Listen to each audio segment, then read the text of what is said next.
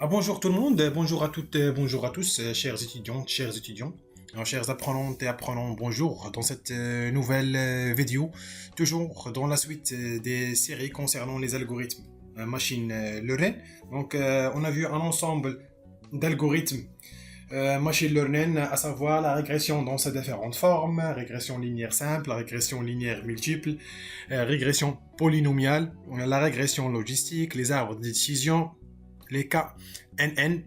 Alors, c'est le rôle pour voir un algorithme très utilisé, très populaire en machine learning, c'est le K-mean ou clustering. Alors, K-mean est un algorithme de clustering, alors K-mean ou bien K-moyen en français. Alors, le clustering est un type d'apprentissage non supervisé. Alors, il consiste à regrouper les éléments de notre jeu de données en groupe, appelé cluster. Alors, le but c'est quoi? Et de faire ressortir les patterns cachés dans les données en regroupant les éléments qui se ressemblent. Alors, un petit rappel concernant apprentissage non supervisé. Alors, en apprentissage non supervisé, alors les données d'entrée alors, ne sont pas annotées, elles ne sont pas labellisées. Alors, l'algorithme appliqué dans ce cas, alors, elle essaye de trouver seules les similarités et distinctions au sein de ces données et regroupe ensemble celles qui partagent des caractéristiques communes. Alors ainsi dans l'exemple suivant, alors les photos similaires seraient ainsi regroupées automatiquement au sein d'une même catégorie. Alors la différence lorsqu'on parle d'un apprentissage non supervisé, c'est que les réponses qu'on cherche à prédire ne sont pas disponibles dans les jeux de données. Alors, l'algorithme utilise un jeu de données non étiqueté et on demande à la machine de créer ses propres réponses. Alors, elle propose ainsi des réponses à partir d'analyses et de regroupements de données. Alors, le K-mean, c'est quoi? Alors, qu'est-ce que le K-mean? Alors, il s'agit donc, alors on a dit que c'est un algorithme d'apprentissage non supervisé. Alors, il ne permet donc pas de prédire un résultat, mais de regrouper des individus sans a priori. Donc, c'est laisser la machine classer nos données selon leur ressemblance. Alors, c'est-à-dire qu'à partir de données, l'algorithme va chercher à créer des groupes d'individus homogènes. Alors, les groupes d'individus homogènes, alors des groupes dans lesquels les individus se ressemblent, et des groupes qui se distinguent le plus possible les uns des autres. Alors, le cas d'usage plus classique pour les méthodes de clustering, c'est la segmentation client. Alors, on peut aussi les utiliser de manière plus descriptive pour comprendre et synthétiser une population, analyser des données, ou bien même pour segmenter une image. Alors, étant donné des points et un entier cas, alors on va revenir par la suite à ce cas. Alors, l'algorithme vise à diviser les points en cas groupes appelés clusters. Alors, homogène et compact. Alors, sur ce jeu de données, alors en deux dimensions, il y a deux variables explicatives. Il apparaît clair qu'on peut le diviser en trois groupes. Alors, l'idée est très simple et assez intuitive. Alors, première étape consiste à définir trois centroïdes aléatoirement. Ensuite, nous allons pour chaque point regarder leur distance aux trois centroïdes et nous associons le point au centroïde le plus proche. Enfin, on recalcule trois nouveaux centroïdes qui sont les centres de gravité de chaque nuage de points et on répète ces étapes jusqu'à ce que le nouveau centroïde ne bouge plus des précédents. Alors le résultat final se trouve sur la figure suivante. Alors pour mieux comprendre, on va voir l'algorithme de K-mean par un exemple très simple.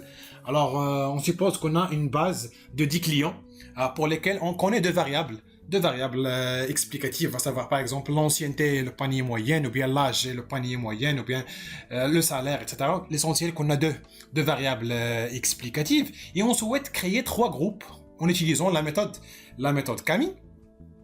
Alors, comme entrée, on a le training set ou bien le dataset et le nombre de clusters à former, c'est-à-dire K. Alors, la première des choses, on tire aléatoirement trois centroïdes, voilà. Alors, ces trois correspondent aux centres initiaux de nos trois classes. Après, on calcule la distance entre les individus et chaque centre. Alors, plusieurs métriques existent pour définir la proximité entre deux individus. Alors, la méthode classique se base sur la distance euclidienne. Alors, on peut utiliser la distance de Manhattan, etc. Et par la suite, on affecte chaque individu au centre le plus proche. Par la suite, on calcule les centres de gravité des groupes qui deviennent les nouveaux centres. Voilà les nouveaux centre de gravité. Et on recommence les étapes suivantes pour affecter chaque individu au centre le plus proche.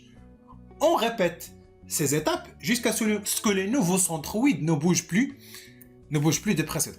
Donc pour résumer, alors on peut dire que Kamine, c'est un algorithme itératif qui fonctionne en deux phases ou bien en deux étapes. La première, c'est affecter les points au centre le plus proche. Et deuxième, déplacement du centre à la moyenne du cluster par le calcul de centre de gravité. Alors, dans l'exemple précédent, il était aisé de trouver le nombre idéal de clusters. Alors, simplement, en visualisant le graphique, alors on constate qu'on a trois clusters. Alors, généralement, les jeux de données ont plus de 2 dimensions et parfois les données sont homogènes, donc c'est pas assez facile de trouver le nombre de clusters optimal. Donc, comment être sûr de choisir le bon nombre de clusters? Avant de voir la méthode permettant de choisir K optimal pour avoir un bon clustering, alors supposons dans l'exemple précédent, on n'a pas visualisé les données et on a décidé de tester différentes fois un nombre de clusters différents. Alors, comme vous voyez, on a un cluster égal à 5, cluster égal à 7 et nombre de clusters égal à 9. Donc, le partitionnement est inexact car le nombre de clusters initiaux est bien supérieur au nombre idéal. Donc, comment trouver la valeur K? Donc, il existe des méthodes pour déterminer le nombre de clusters idéal. Alors, la méthode la plus connue est la méthode de coude, ou bien ce qu'on appelle elbow méthode, qui consiste à tracer l'évolution du coût de notre modèle, c'est l'inertie, en fonction du nombre de clusters et de détecter dans ce graphique une zone de coude. Alors cette zone nous indique le nombre de clusters optimal, celui qui réduit au max le coût de notre modèle en conservant le nombre approprié de clusters. Alors elle s'appuie sur la notion d'inertie. Alors on définit cette dernière, l'inertie c'est comme ceci. Alors c'est la distance, ou bien c'est la somme des distances euclidiennes entre chaque point et son centroïde associé. Alors évidemment, plus on fixe un nombre initial de clusters élevé, et plus on réduit l'inertie. Alors les points ont plus de chances d'être à côté d'un centroïde. Alors dans l'exemple suivant, alors on constate que la zone de coude est la suivante, et on remarque que l'inertie s'éteint à partir de 3 clusters. Donc on constate qu'il y a un changement très minime à partir du troisième cluster. Donc voilà, c'est la zone de coude. Donc pour pratiquer ces choses et voir les choses en pratique, on va essayer d'appliquer un modèle Kamine sur la base de données Iris afin de classer les trois catégories d'iris, versicolor, setosa et virginica. Alors ici, on va utiliser un jeu de données qui est étiqueté, c'est vrai, mais l'objectif, c'est de voir est-ce que le modèle qu'on va essayer de créer à base de Kamine arrive à bien classer les données dans notre dataset. Donc, sans tarder, on attaque la pratique.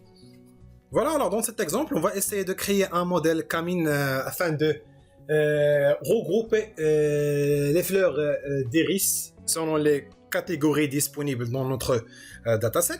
Donc la première des choses, on commence par le premier bloc qu'on a l'habitude de faire, c'est d'importer les librairies nécessaires dont on aura besoin pour créer notre modèle. Donc Panda, NumPy as NMP, Matplotlib as PLT, scikit-learn.cluster import Kamine et from scikit-learn import dataset.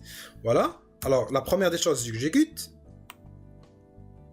Deuxième étape, je vais essayer de charger la base de données Iris. Alors Iris est égal dataset.load Iris. Alors c'est une base de données, bien c'est un dataset accessible sous scikit-learn. Voilà, j'exécute. Alors on va essayer d'afficher les données de notre dataset pour mieux comprendre de quoi il s'agit. Alors la première, je fais print par exemple iris.data. Voilà notre donnée. Alors déjà, le data se compose de quoi? Ce sont la longueur et la largeur de pétales et sépales. Alors, on va voir les targets.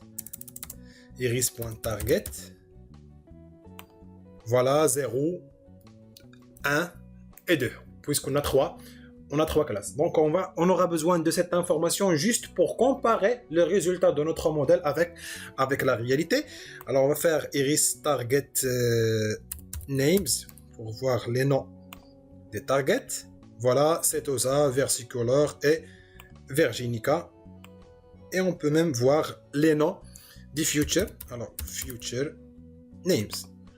J'exécute. Voilà, Sepalent, Sepalouet, Petalant et Petalouet.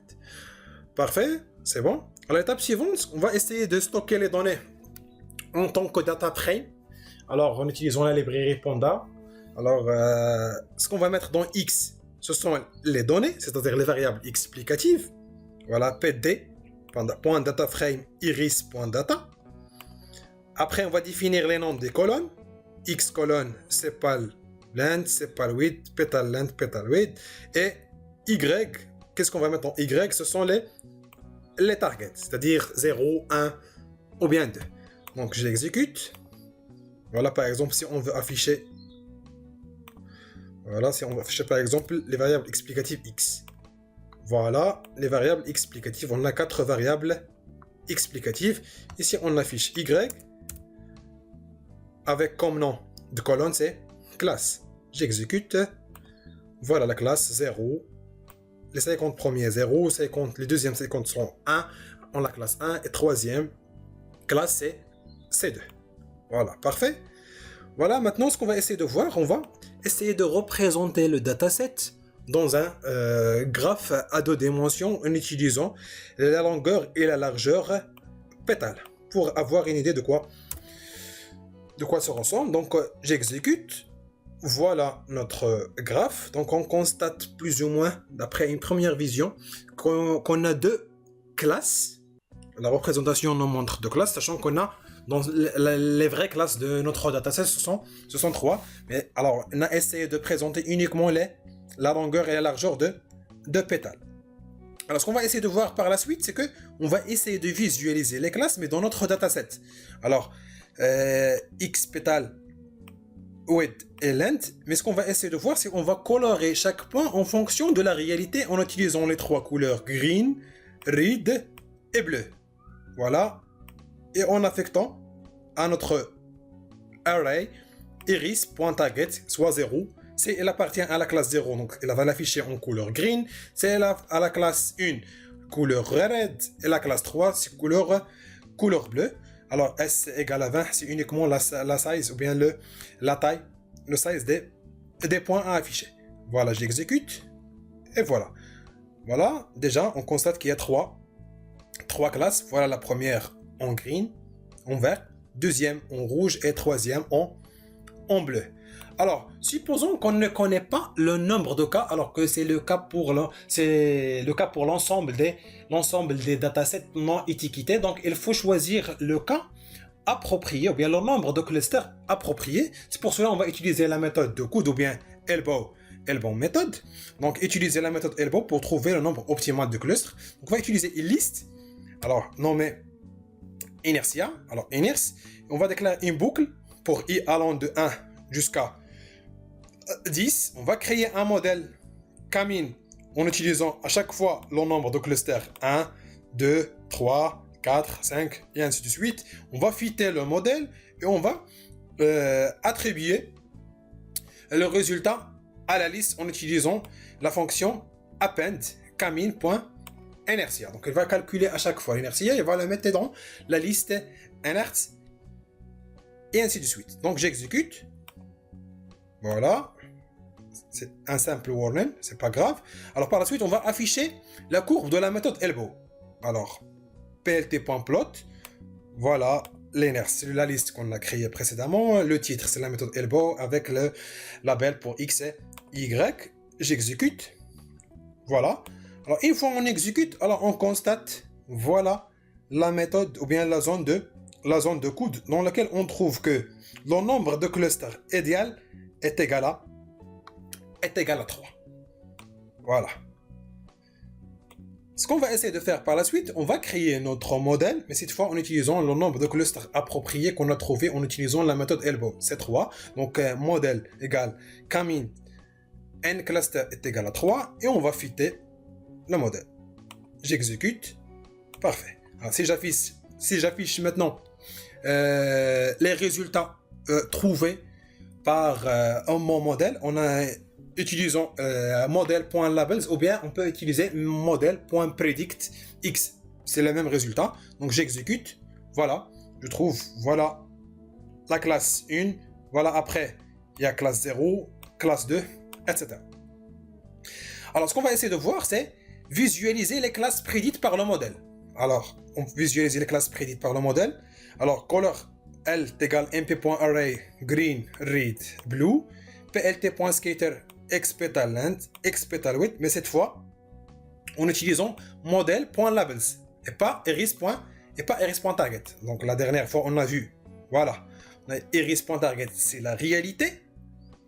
Mais par la suite, on va afficher en fonction des classes prédites par notre modèle Kmin. Et on compare les deux. J'exécute. Voilà, si j'exécute, voilà le résultat. Alors on constate qu'il ressemble plus ou moins à la réalité, sauf quelques différences. Voilà, c'est la zone la plus difficile à regrouper. Alors on constate qu'il a arrivé à classer les trois classes, sauf quelques erreurs minimes. Donc c'est normal. Alors ce qu'on va essayer de faire, c'est on va afficher les deux. On va afficher les deux. Alors les classes originales et les classes trouvées dans un seul graphique pour comparer les deux. Voilà. Voilà. Alors voilà la première classe. C'est presque la même à notre modèle. Voilà. Deuxième classe. Donc il arrive bien tracé, bien à regrouper deuxième classe. Et voilà la troisième. Alors on a dit que sauf quelques erreurs minimes qu'on va essayer de voir en utilisant la matrice de confusion. Voilà, alors from scikit-learn.metric import confusion matrix et on affecte à notre fonction confusion matrix les deux. La iris.target c'est la réalité et model.label ce sont les classes prédites par notre modèle. Voilà, j'exécute et voilà. Donc pour la première classe, il a arrivé à classer les 50 comme il faut. Pour la deuxième classe, il a classé 48 classes justes et 2 fausses. Et pour le dernier, il a classé 36 justes et 14 faux. Donc c'est plus ou moins proche à la réalité, puisqu'on a utilisé une dataset qui n'est pas assez grande. Donc 150 enregistrements pour un dataset, c'est déjà une dataset faible. Donc c'est le principe de l'algorithme Kmin, l'algorithme de clustering le plus utilisé en machine learning, avec la méthode EVO permettant de déterminer le nombre de clusters appropriés pour chaque problème. Donc je vous souhaite bon courage, bon apprentissage et à la prochaine.